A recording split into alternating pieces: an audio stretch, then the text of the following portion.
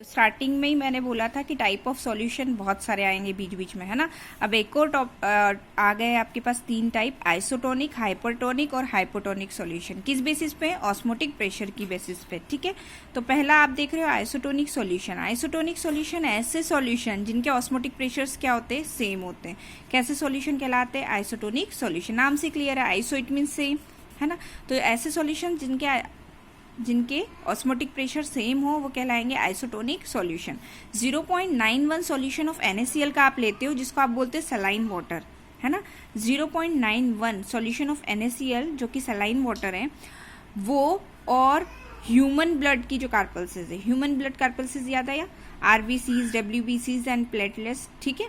तो ये और 0.91 सॉल्यूशन ऑफ NaCl जब आप लेते हो तो इनके ऑस्मोटिक प्रेशर क्या होते हैं? सेम होते हैं। यानी किसका एग्जांपल हुआ? आइसोटोनिक सॉल्यूशन का। आइसोटोनिक सॉल्यूशंस अगर बोल भी सकती हो, आइसोटोनिक सॉल्यूशन ऐसा सॉल्यूशन है जिसमें क्या होता है कि क्या नहीं हो पाता। आइसोटोनिक सॉल्यूशन ऐसे सॉल्यूशन हो गए जिनमें ऑस्मोसिस की प्रोसेस नहीं होगी, ठीक है। अब बात कर रही हूँ हाइपरटोनिक और हाइपोटोनिक सॉल्यूशन की, है ना।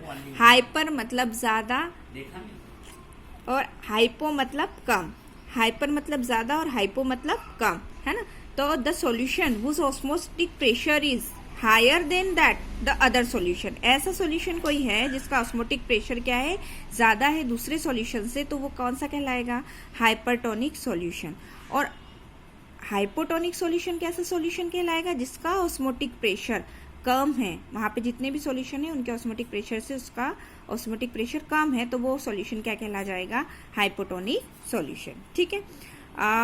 ये बोला जाता है कि flow of the solvent is always from, जो सॉल्वेंट का फ्लो होता है, जो डेफिनेशन है आपके ऑस्मोसिस की उसमें आपने फ्लो ऑफ सॉल्वेंट ही देखा है ना। तो the flow of solvent is always from solution of lower osmotic pressure. कहाँ से कहाँ होता है? ऑस्मोटिक प्रेशर जिसका कम है उससे कहाँ होता है? जिसका ऑस्मोटिक प्रेशर ज्यादा है वहां पे होता है। यानी बोल सकती हूँ कि हाइपोटोनिक से कहाँ होता है? हाइपरटोनिक सॉल्यूशन की तरफ ही क्या होता है? फ्लो होता है सॉल्वेंट का, ठीक है।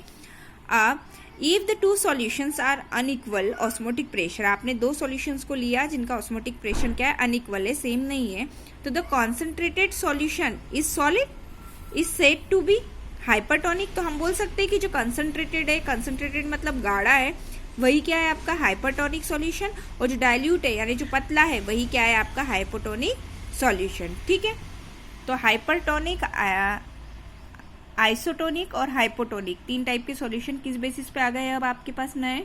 Osmotic pressure. आइसोटोनिक जिनके ऑस्मोटिक प्रेशर सेम होते हैं, हाइपरटोनिक जिसका ऑस्मोटिक प्रेशर ज्यादा होता है अदर सॉल्यूशन से, और हाइपोटोनिक जिसका ऑस्मोटिक प्रेशर क्या होता है? कम होता है अदर सॉल्यूशन से, वो कहलाता है हाइपोटोनिक सॉल्यूशन, ठीक है। अब ऑस्मोटिक प्रेशर जो हम देख रहे हैं एक्चुअली किस लिए देख रहे हैं? Because it is a fourth colligative property, है ना।